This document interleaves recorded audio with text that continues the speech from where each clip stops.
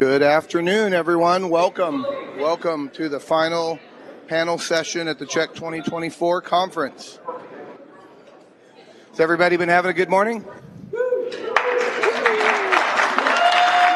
Great. We're very happy to have you on the K-State campus, and we really appreciate the participation, the support from all the other institutions, the volunteer work from everybody that's been helping us keep this thing running.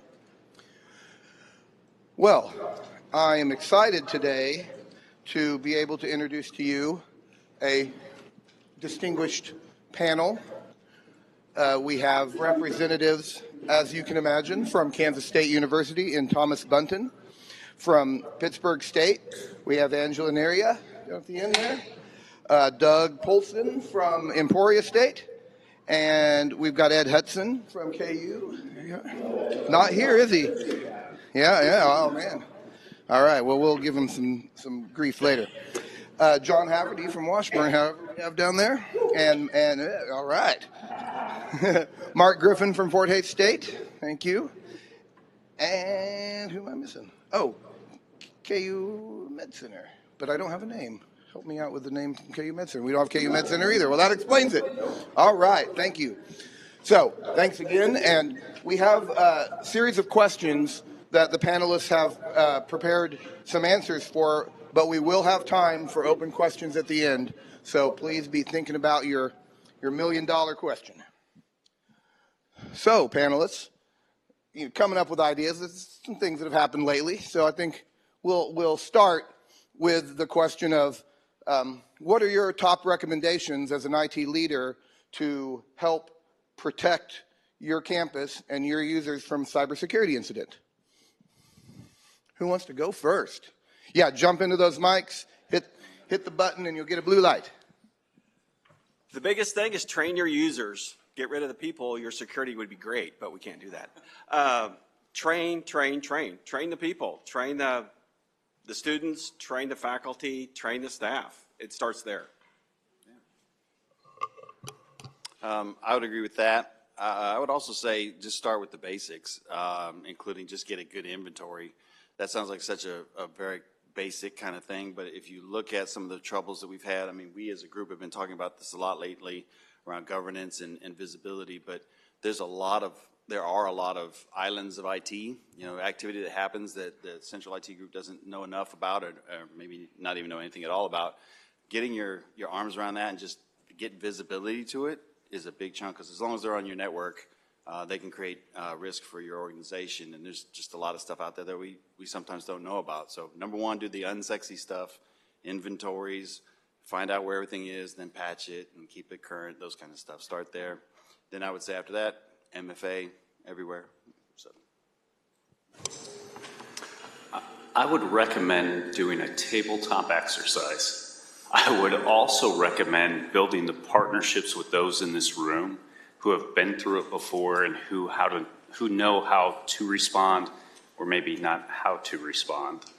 I think what we've recognized is, and I know CISA is not here, but those that know those partnerships, I know Aaron and John out there know our partners at CISA, and you may have heard the name SAM. They're excellent partners, and now that higher ed is considered a critical resource in the United States, they can leverage some federal resources to help us understand what our vulnerabilities are in the environment. Yeah, I would agree with everything they said. Certainly training is important. We're trying to bring our student group into that and figure out how to get them trained, because one, they're not probably going to read the messages, but how do we do that? Maybe through some other means, social media, just to train them, maybe get into the classes to their Woo 101 is what we call them, so we can get the word out to them. But yeah. I don't have much to add. These guys have covered it. Train, keep your stuff up to date. Tabletop exercises, those are all good.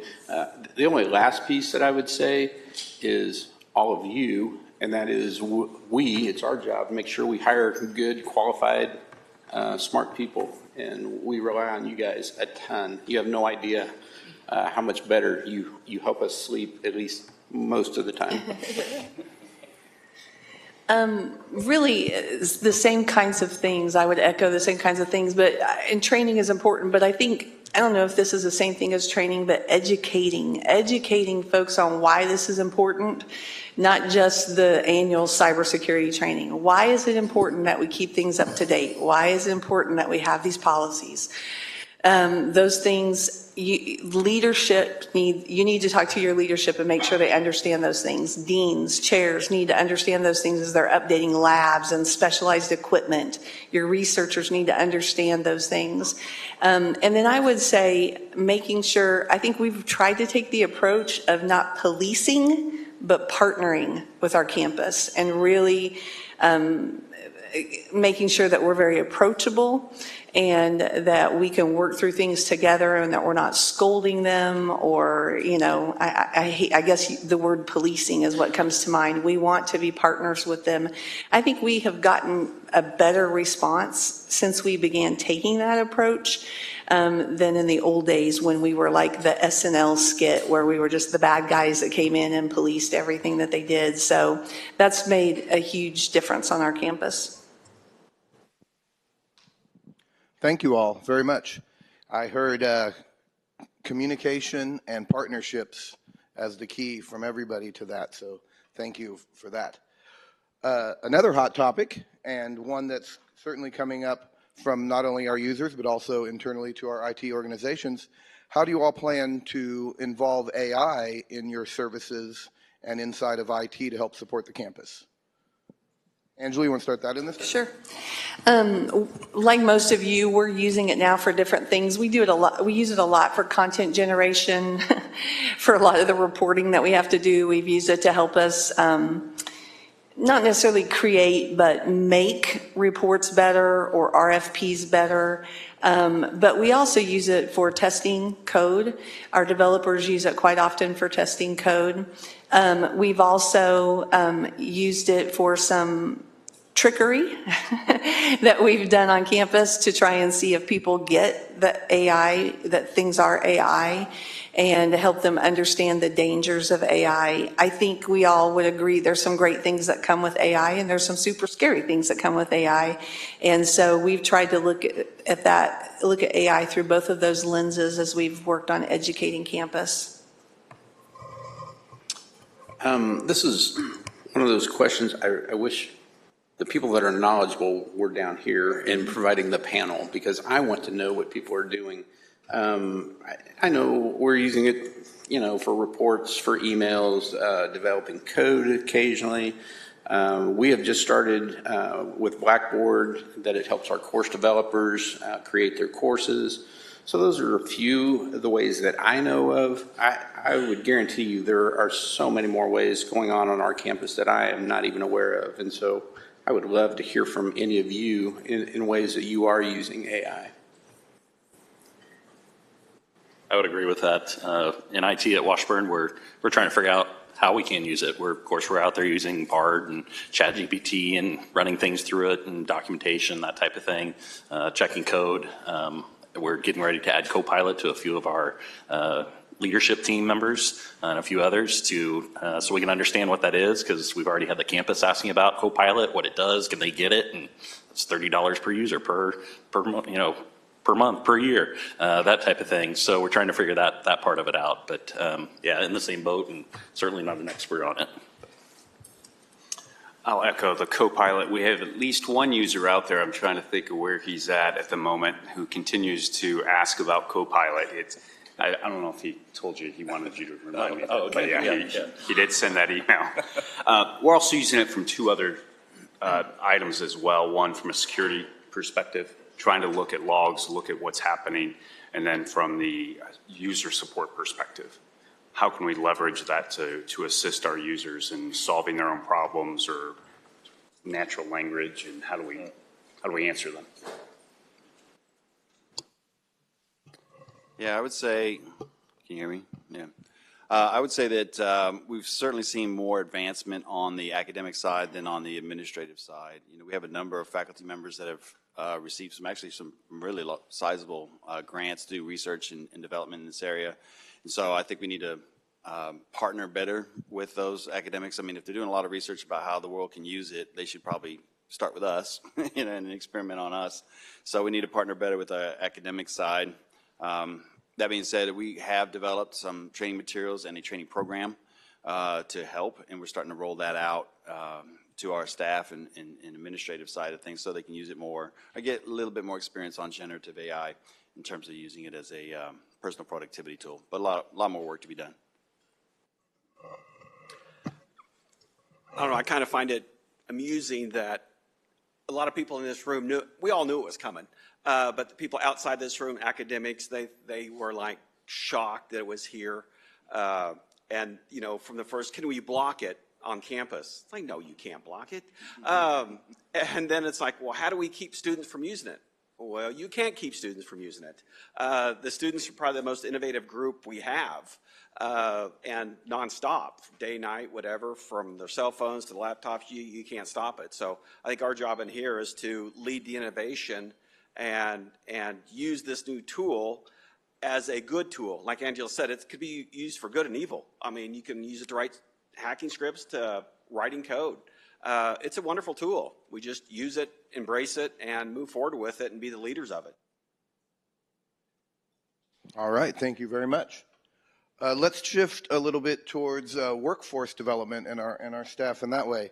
How are you all enhancing the remote work model and maybe protecting that idea within the staff and the hiring needs that we all find ourselves in?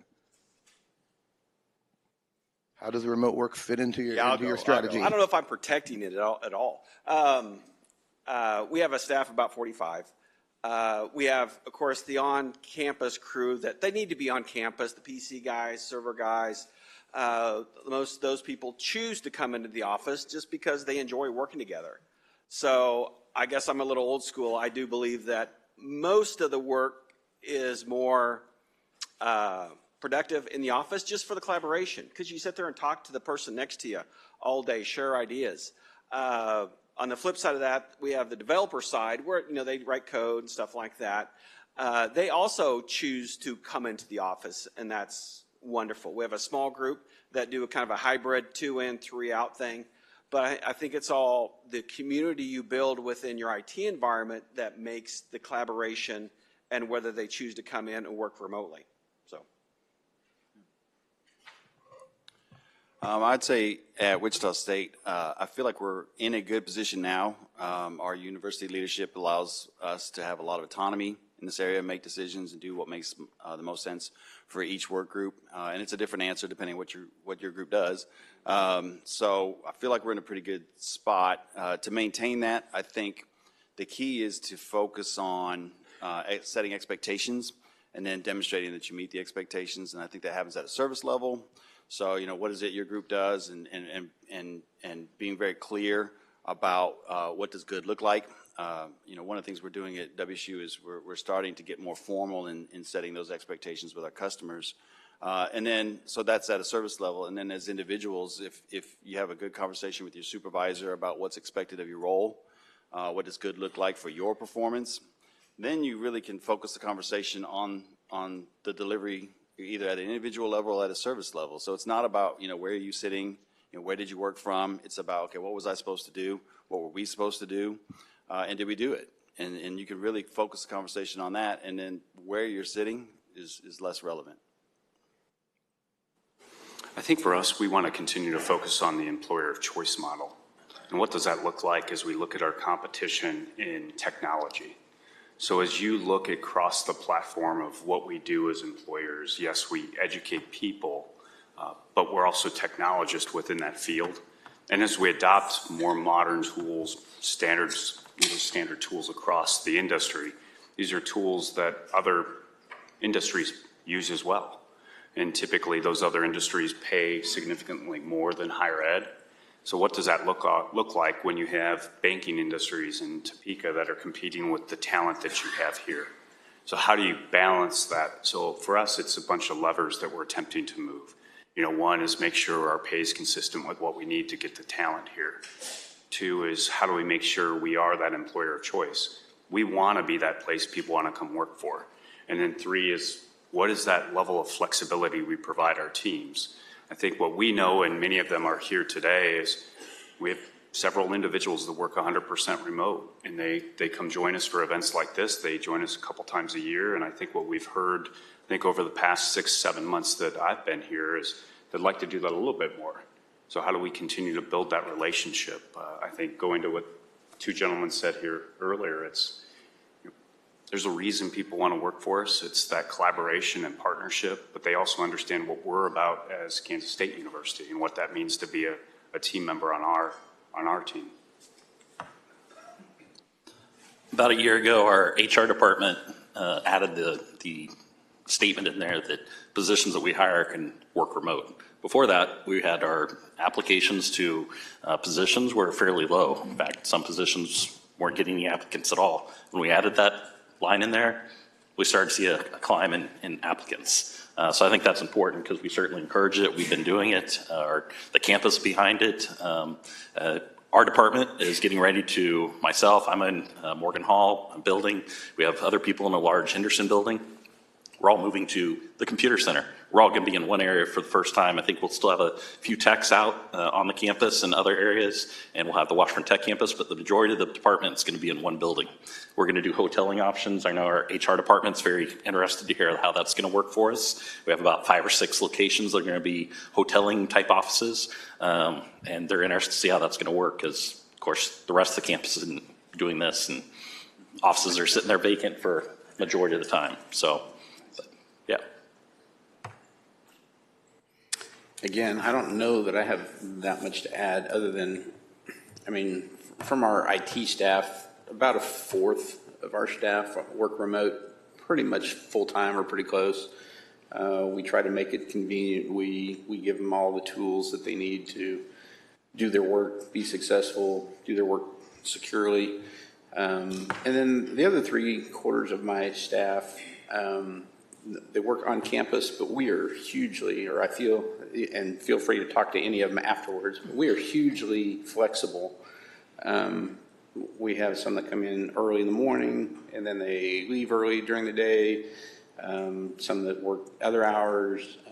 If they need to work remotely temporarily, we're very accommodating for that. And so we just try to be flexible with our staff so that they have a good work experience. They want to work for us, and most of them, I think, appreciate that opportunity.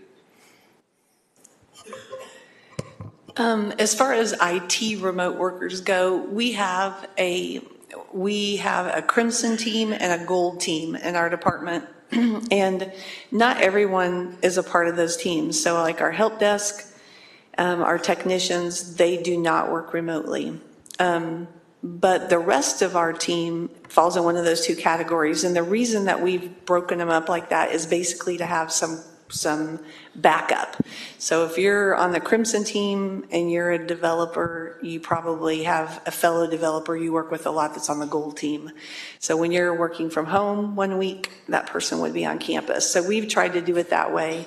It's worked really well. We do have some folks that we call 99%ers that are off campus most of the time, but they're not off campus 100% of the time. We still require them to come in for departmental meetings, large quarterly departmental meetings, but we also require them to come in once a month for their unit meeting. And it's an all-day meeting where they're all in what we call at Pitt State a pit crew, working together in a room together. So we do a lot of the collaboration piece to make sure that folks stay in touch. And it's worked really well. We have a couple of exceptions of people that it didn't work well for, and we made it very clear whenever we lined out remote work that it was a privilege, not a right. It's not part of the position description, and those individuals do not work at home anymore. So sometimes you got to make those hard calls, but you have to do what's best for the university. Our goal is always, one of the others said this, I think Ken said it, we don't want our clients to even know where we are. They don't, if their thing is, well, Angela can't help me, she's working remote today. That's not working, guys. We're not going to work that way. They shouldn't even feel that. It should never put our clients in a difficult position. So we work really hard with that. Now, as far as other employees on our campus that are not IT, that number's growing. And Pitt State's a small university. We don't have a lot of We have not had a lot of remote workers on our campus, and we've just really grown our remote education side, to be honest, in the last probably 7 or 8 years. We're starting to see that kind of snowball. We're starting to see more and more remote workers, and it is becoming a challenge, which we could probably learn from you guys on how to handle some of that, on how to handle folks that never step on our campus and dealing with their technology, with updates, all of those things. Adjunct professors, one of the pieces of this question was regarding security. That's a real concern for us. A lot of our adjuncts at Pitt State are high school teachers or community college teachers. They're using devices from those institutions. So there's really a big can of worms, I think, that's on the horizon in terms of security and adjuncts and perhaps other types of workers that we're working through right now. And it's going to cost some money and it's going to take some training, but I think it's going to be critical for the security side of it.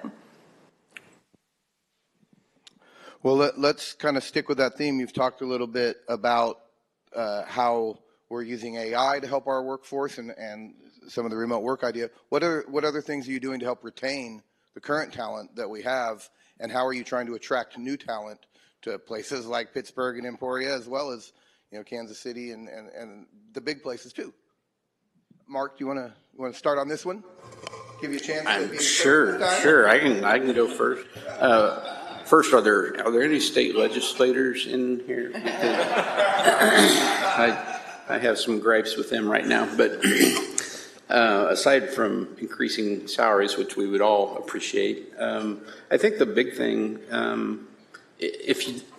most of the people here know this, but the people outside don't, and that is the benefits we offer, the state benefits, the individual university benefits, tuition reduction, sometimes free tuition for essentially your family. I mean, that's a huge thing.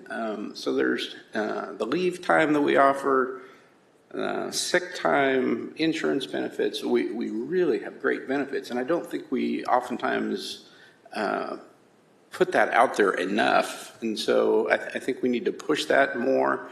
And then the other thing that I try to do is I try to make it a fun place to work. I mean, we don't party every day, but, I take my staff out and we have a good time.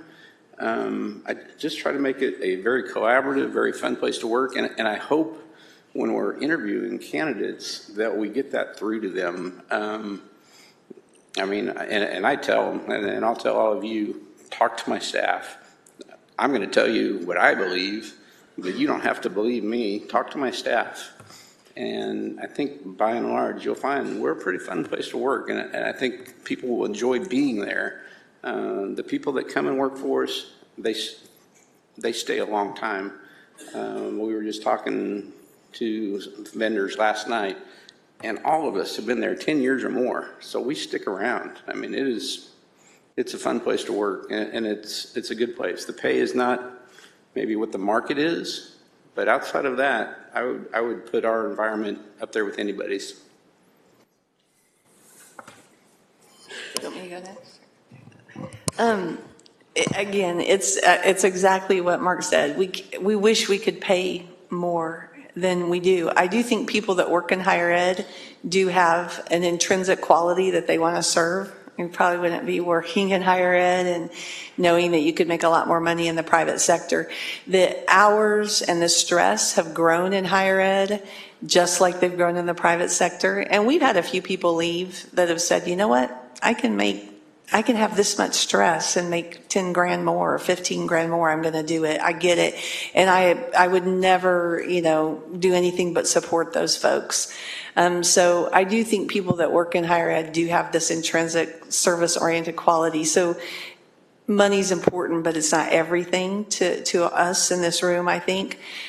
So I think making the culture to where you can be heard and you feel valued is really critical.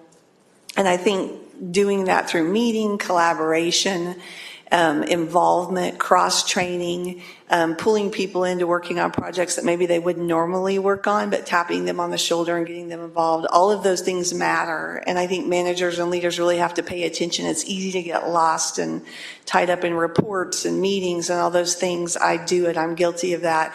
But I like it when I can step back and say, you know, this person would be really good to work on that project. I know they haven't before, but let's pull them in, and then seeing their take and their enjoyment on it and being valued and their input being valued. I think those things matter.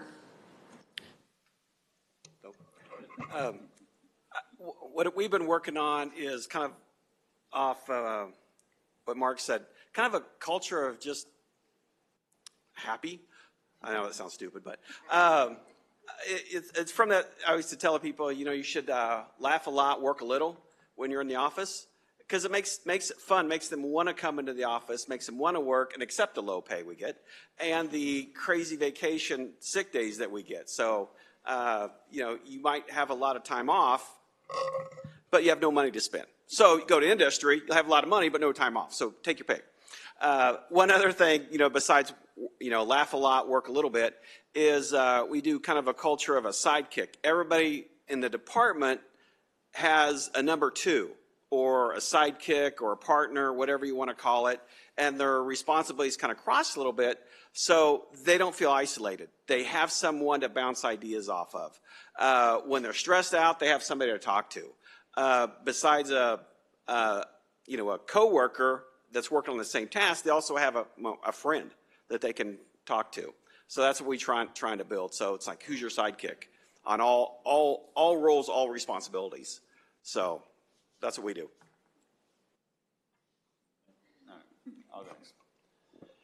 A lot of similar comments. I think we have to do a better job of accentuating or highlighting the positives that we do have. I mean, it's very clear how universities add value to society, and that's, you know, so it's a clear path to what we do and how it adds value. We have to highlight that, and some of the other things that Mark and others have mentioned around the need to create a good work environment, things like that. So those are things that either we already have or are in our control. And then I do think it is a differentiating factor around remote work and our ability to do that. I read an article, I don't know if you saw this, but I read an article last week about what Dell is doing in terms of their return to work policy. If you read about it, it looks like a very convoluted thing and very complicated, and there's a lot of angst amongst their employees, and it just seems like a self-inflicted wound that, you know, you just don't need to do that. And so I look at those kinds of things and I think, well, we don't do that. And so, you know, we can highlight that and say, you know, we have an opportunity here that maybe you can't get in other places. So we need to highlight the remote work capability. And then we just have to find those funds to pay our people better. We just have to find that somewhere so we can attract and retain our good employees. Yeah, so I'd echo everything that has been said here. Certainly pay is trying to get that up to speed for everyone. Working with our HR department, we're using, of course, Coupa. That's what we're going against, and trying to get at least everyone up to 90%. And then once we get everyone up to 90%, then we'll start trying to get people to 100% of Coupa. So that's been a challenge at times, trying to work through that process. But yeah, echo everything that I've heard here. By the way, it does really stink going last. Like the group said really good things, and I'm sitting here like everybody else can go. I'm going to try to find something. So I think I'll share the same thing I've shared with my leadership team, and you know, ultimately we're all leaders in here. But frame this in the mindset of it gets lonely at the top. I will tell you, this is a fabulous group of individuals. They're doing amazing things. But one thing I can pride myself on, and I'm sure all of them can as well, as leaders, you lose a lot of fights. There's days that you go home and you realize like you have not made much success. And oftentimes we desire those days to go back as a network engineer and get stuff done so you can leave and see like you've accomplished something. But what I will say is I take great pride in recognizing the wins you have are not wins that are gained over the days. They're gained over months, they're gained over years. So the stuff you're hearing, the pay challenges, the work from home challenges, the sidekick challenges, those things take a long time. And you've heard some examples today of we are the example of what it means to co-locate hotel space, and how do we lead that? So it's inspiring to hear that from all the folks up here. I think for us, everything that was really said, make work fun, make it about the employees. I'll end it on one other note. Part of the challenge I see as a leader is we train students to enter the field of technology, to work on modern technology. And oftentimes when we hire them, we go, that's great, you've learned on that. Have you ever seen one of these? And we see it, right? We still have network switches that were deployed 25 years ago when I entered the field, and they need help, I can help. I'm great at that. But how do we make sure that we have a portfolio of solutions that people are wanting to use, they're being trained on, so that we can advance us? And I think helping campus understand, here's the investment that's needed, here's the payoff that can be gained. I think that balance of technology and business is critical, but make work fun. All right, thank you very much. That was great. We've really saved the most open-ended one for last, so hopefully you won't have to struggle to find some great answers here. And we'll let Thomas go first. I get a little good points on my side for letting Thomas go first. Think about your top critical needs on your campus and help us understand what those critical needs look like for you as a leader and for us as your staff. Real quick, was this on the questions you gave us to prep for? It was. You must have caught me in the hallway before I got to that one. Well, we put it at the bottom. Yeah, you might have got distracted. I think it goes to everything you've heard today. I'll sort of tie it together maybe with a little bow. It's that alignment of the campus IT needs with the campus broader strategy.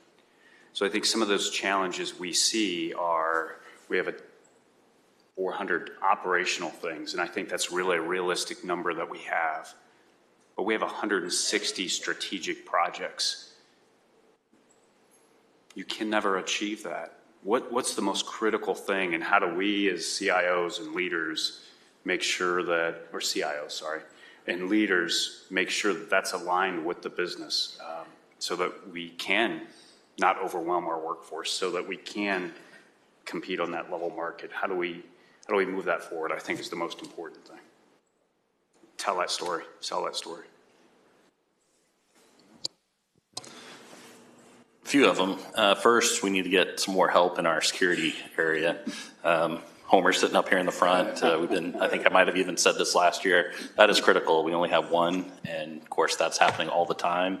We have to pull in team members from other areas to help with those processes. The other thing that is that's top of my list is that at Washburn we don't have a process for getting feedback from our faculty for processes of what we're doing for campus, the governance of IT. We had a process in place, and that kind of just, before I took over, kind of just dwindled to nothing, and now does not exist. So that's going to be something I'll be focusing on, trying to get that back together. What's going to work? I think Angela spoke last year, I think, at your process for it, and I need to reach back out and get more information on what they're doing, because it sounds like that's working. You had some ideas there, but just something to get off the ground for Washburn to move that along, because right now we have kind of staff involvement, but we don't have that faculty. We're not hearing where they want to go with technology, other than we know they want to do AI. So, thanks. I think we're never going to have enough money to do all the things and resources to do all the things that we need to do, but things that I think we can do and need to do a better job at is working with our campus.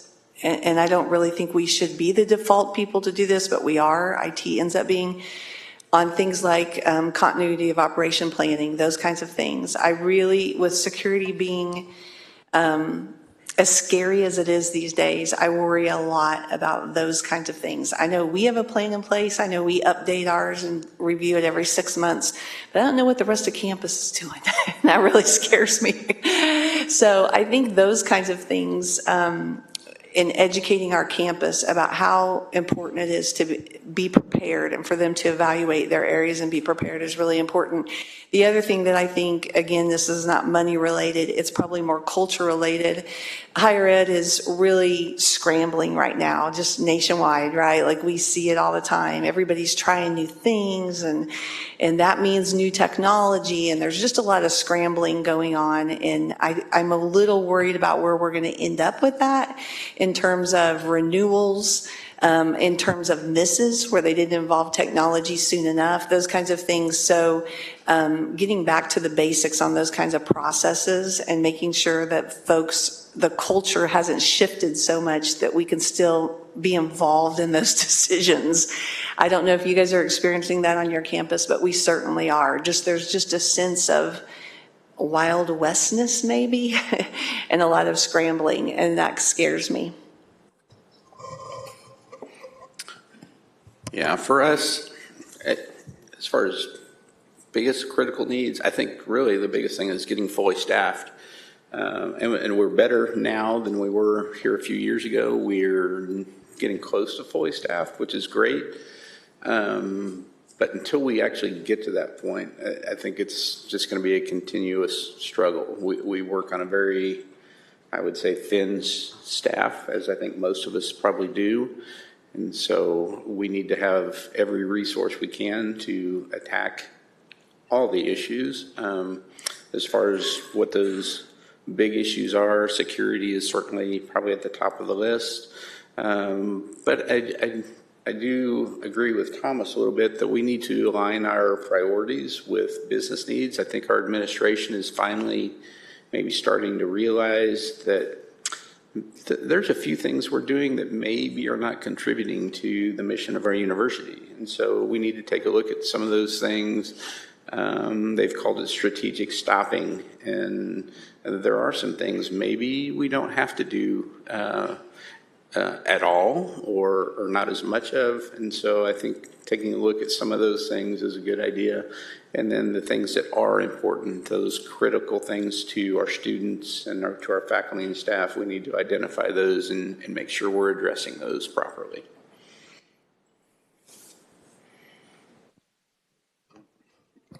Yeah, I need money, so that's the main thing. You know, our service owners have a good idea of what needs to come next. You know, our managers, our directors in IT, they know what needs to come next. We have the ideas, we have the plans, we need the funds. Mark was asking if there were legislators in here. Was the answer no? Or legislators? Yeah. Yeah, we're on our third year, I think, of one-time funding that we're getting from the state. That's frustrating. It's hard to make investments because you know how it is when you buy something. Usually you have to pay maintenance and you have to support it. So one-time funding really doesn't get you there, and you can't do really good long-term investments. So we need funds for sure, and we've talked about all the reasons why. So that's by far the biggest thing that we need more than anything else. Beyond that, things that we can generally control or can do better on, I would say it gets back to governance, visibility and authorities. There are those islands of IT that I keep talking about. And so we've made some progress in that space, but just knowing where everything is. We don't have to run everything, we don't have to own everything, but we do have to know about it. And we're getting there, but we're not quite there yet. So that's a big need for us. And then adjusting authorities. Angela mentioned Wild West.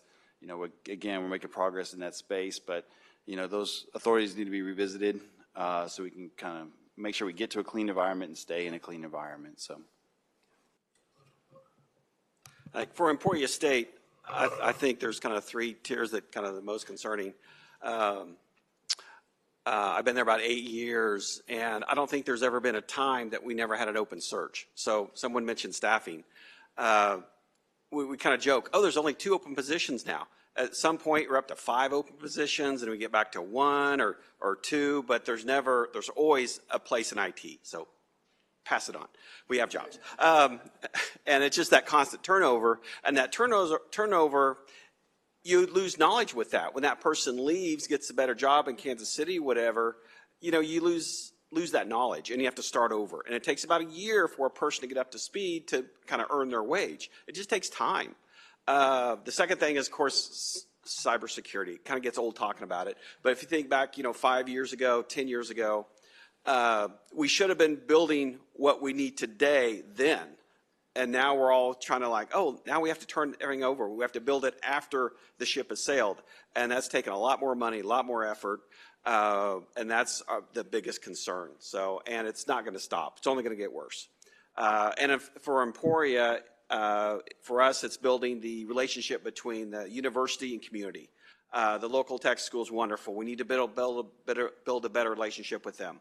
It just goes on to getting the community support from the region and from our local town and from the citizens of Emporia. Thank you all very much. I think a lot of those things were things I think that your folks in the room knew, but I think it's also insightful to hear from you all how those edges going to come about.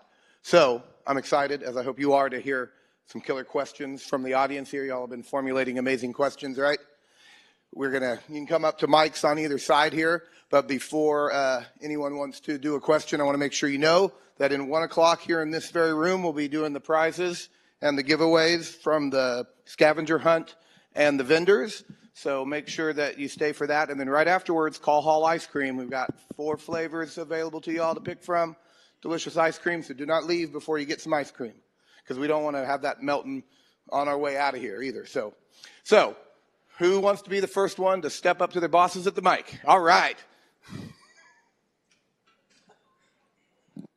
So when you all were talking about attracting and retaining employees, I didn't hear anyone talk about developing their current workforce.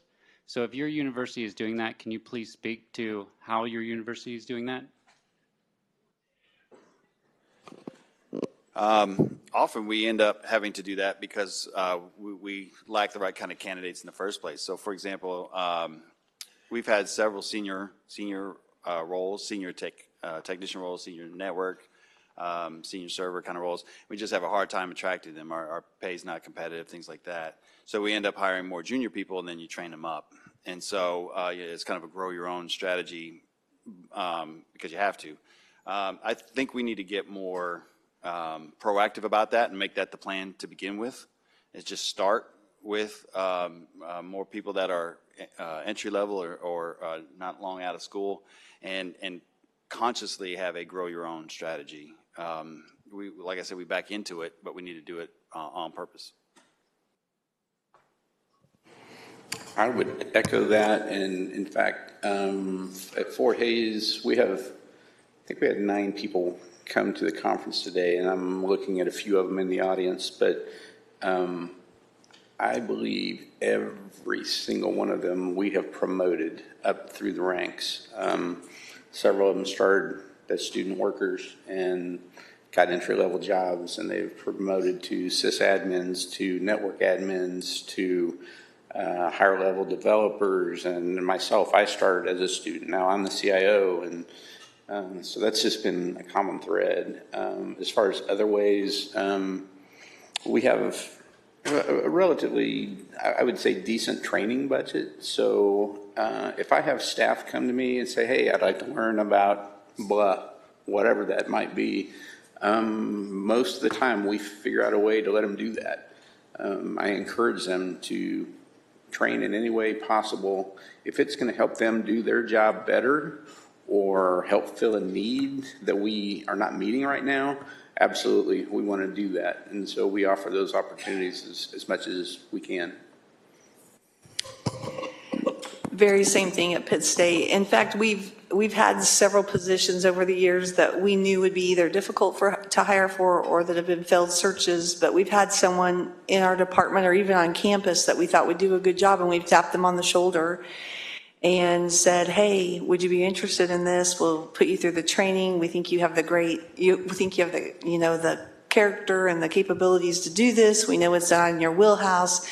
And in fact, that's how we have our security officer that we have now. She's amazing, and she was a former developer. So we've tried to do those kinds of things. And again, we're all places of higher education, so really try and promote learning, not just on campus, but obviously going to events and getting any kind of training that might help folks. Our development team actually builds in professional development into their work week so that they can go out and learn new things and bring them back to the other developers at their Scrum meetings. They meet every day in a Scrum meeting for short periods of time. But the only caveat is whatever you go out and do, PD-wise, needs to align with our initiatives, our department initiatives, which are aligned to the university strategic plan. So we've done a lot of that, and we've seen that group really grow and really climb the ladder.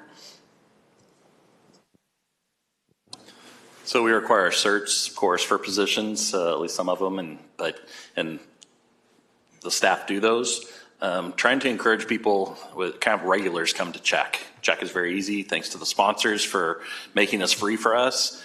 I have some staff that don't want to attend, that they say, you can go attend this, it's free. We'll pay your travel, it's free. Go out and connect with your peers. And they're just content to stay in their office and work. So that's something that's going to be my focus is a few of us have talked about that. Why can't we encourage them to come out to these events, to connect with their peers, to learn, to go events, maybe to present, just that encouragement. So it's something that might have to come down is it's going to be a requirement. Maybe once a year, you need to go to a conference. You need to go check. It's right here. It's easy. You can get to it. Go to something. We've done some of that in the past, but normally they'll do something online. But I think it's important to be here in person and interacting with others and talking and sharing ideas and going out in social life outside of work and having those discussions. So that is something that we're going to be looking at moving forward. I'd echo everything everybody else said as well. I think for us, we focus on development. We do obviously hire junior individuals that come into those roles. We have senior mentors of those positions. We focus on the training. But I would also say we focus on availability and access. We also recognize that in some cases you have to fail to succeed. So we encourage our staff, fail forward, understand what happened. Every one of us have walked into positions where we haven't been experts, but we have to understand what that looks like. And when you understand how you can recover from a failure, we all get a little better. So development's important.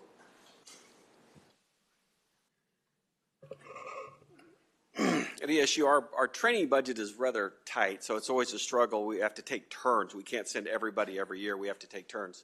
And we're definitely a grow-your-own school. A lot of our staff are previous students. And I'm definitely a firm believer in promoting within. I wouldn't be in this role if I didn't believe that, because that's how I got here. So just work hard and let your leadership know that you are interested in a leadership position. If your CIO or your team lead or whatever doesn't know, they don't know.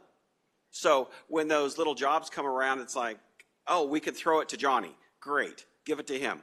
He's interested in trying something new and trying to expand. If your leadership doesn't know that you want more challenges, they're not going to give it to you. Talk to them.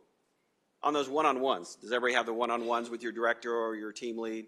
That's a perfect time to chat with your lead or your director that you want a few more challenges. All right, well, let's get in one more question. And Do you have time for another? Yep, fit it in. I don't know who quoted it, but I heard it from the previous president of Kansas State University, Dick Myers, who said that the older and more successful an institution is, the less open it is to change. And higher ed is quite old and has been pretty successful. I feel like our institutions, all of the different parts of our institutions, faculty, staff, our policy, or the way we purchase things and everything tends to try to make it hard to increase the pace of change, but yet it's something that we all have to do. How do you, from the CIO chair, help the institution become more responsive to change? Bang your head against the wall? That's, I mean, the academic world changes so slow, and IT, you know, they always say we're like dog years, you know, it just changes so fast. Because if you look at what you did, the role you had 5 years ago, it's totally different what you're doing today. It's a battle. It never stops because they think it worked, and it's really not working, especially inside of security. They think, oh, yeah, we're safe. We didn't get attacked. We all know what's going to happen, and the leadership, they're going to be forced to change on some basis. So. Yeah, I'd echo what Doug said, is just bang your head against the wall, but continue talking, continue giving the message, continue to talk to leadership, to whoever will listen and can make those decisions. I think that's the important thing. And sometimes that can wear you down as you're trying to do the same message over and over to have those conversations, but it's important because we need to have change. Yeah, that's a really good question. I think where university leadership connects with the idea, they change pretty quickly. So cybersecurity is one of those things where they're very aware of the risk, and we've made a lot of changes. So we know that when they connect with the concept that they'll be willing to change. So I think that's the key is on us to better articulate the opportunities. You know, how does this improve the educational experience for a student? How does this save money? How does this reduce risk? You know, whatever those benefits are, we've got to really up our game in articulating those things, because every year when we talk about what's the budget for next year, you know, me and my team, we have a whole bunch of ideas and proposals, and those are documented, and they go up against everybody else's ideas and proposals. And so we're not going to get everything we ask for. So we have to be very good at articulating in layman's terms that they can connect with, you know, what are those opportunities? Otherwise, we're not going to change. I agree. I was going to mention almost exactly what you did, Ken. I think it's critical that we educate leadership about what's coming, and that much of what's coming we don't have control over. So how can we partner with you to get ready for it? And I think that's a big piece of it. You know, it's hard to go into a room full of, at least it is for me, deans and chairs full of PhDs and things like physics and computer engineering and try and educate them on something. Sometimes they don't want to hear that. Sometimes they do, but it takes a lot of effort to educate and then take the approach of partnering to prepare for the change. It doesn't always work, but that's the role and the stance that we've tried to take in our IT leadership group. Our president and our vice presidents are very open to that, but often they need us to go talk to faculty to help them understand those kinds of things, which can be difficult sometimes because some of the things that we have to explain are hard. Like Ken said, you know, putting them in layman's terms. I don't think there is, if there's a magic sauce for this, I don't know what it is yet. If anybody knows it, let's start a company and make a lot of money and figure out how to do this, because it's a hard thing and it's just going to get more rapid and more necessary.